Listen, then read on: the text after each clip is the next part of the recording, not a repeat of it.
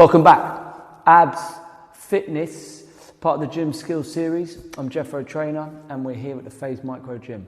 Today we're going to be working your lower back. Now, this is the real keystone to developing a client or athlete if you're a coach watching this, or to really develop yourself if you're watching this with a view to kind of improving your whatever your training goal really. This will make you a machine. Now, to understand the lower back, okay, it's certainly the most complex of all the areas, okay, and it's crucial for you to understand your anatomy when it comes to your lower back. Working your lower back, I want you to think of it as your primary muscle.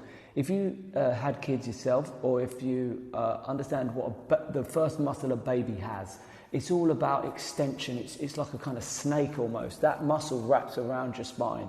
It switches off. That's why you get a lot of people with really poor posture, okay? Understanding that muscle is central to understanding when you work your lower back. And also it's crucial to understand there's an area called the dorsal area, which is an extreme little V at the bottom that's basically just almost bone, all right? So I'm gonna run you through how I coach lower back, and I will tell you from the start, I have an excellent track record when it comes to working with people with bad backs and injury, okay?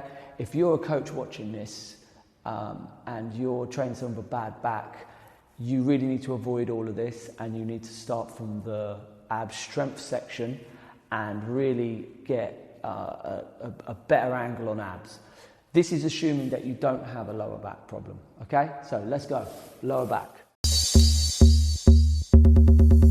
So where you've got your positioning with your abs, with your lower back, what you're looking at with your client, or with you yourself when you train, you're looking to push your feet into the floor, okay? And then, and this is the weird part, you need to drive your chin, into your chest, okay? It needs to drive in, like there's a big wedge of money between your chin and your chest, okay? So, I've driven my feet into the floor, my chin is into my chest. Now, make sure it's a clean mat or put a towel down. You want your forehead touching the mat between each rep. You want your hands in your temple, and I always suggest starting rep and rest, okay? Then, when you're ready, you can pump. Yeah? Now, this is the common error, and it's not, the difficult thing with dorsal raise in the lower back is there's sports versions where they really leave the floor. Lower back obviously goes into back training and bodybuilding and weightlifting, but we're looking at abs fitness. Abs fitness is small range of movement, almost like an isolation exercise. That's why the chin in the chest is a great one. Now, where you're going to have problems coaching this and where you see people struggling is they're not used to it, so their head's going to fly up, okay? Or there's going to be no movement at all. Work on driving the chin down, okay? And go rep and rest. Now some alternatives. Alternative one is to put the hands behind the head, okay? And again, rep and rest or pump. Hands down like this, rep and rest or pump. Or a version that I coined, hostages, where you got this.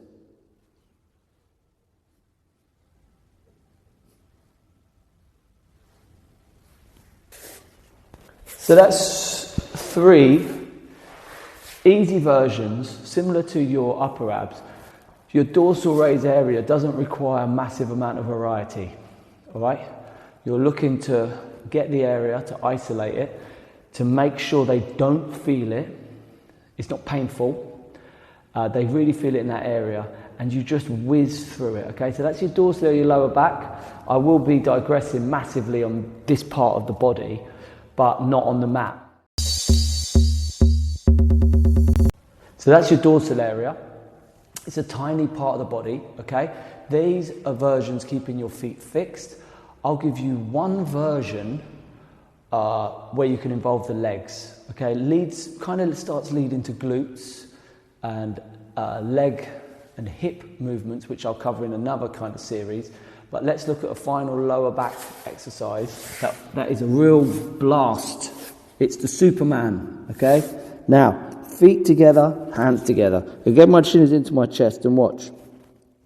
Rep and rest, leading to some pumps with lots of rep and rest.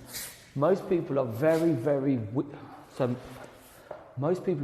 weak in this area, okay? So you need to tread carefully.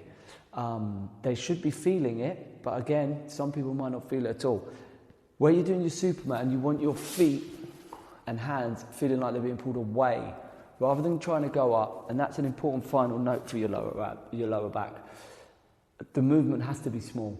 When the movement starts getting big, you're using your upper back and your hips, and if those sections start coming in, as someone progresses through that sort of style of training, they're going to start pulling on things that they didn't like, and they're going to blame the exercise. So you've got to focus in, if you train a client, or if you're quite advanced and you're training with this stuff yourself, is you have to kind of monitor the target area. So that's your dorsal raise, that's your lower back for abs fitness. I hope you enjoyed that. If this is the first section you've watched, I encourage you to double back and to hit some links surrounding this video and try and watch the whole area.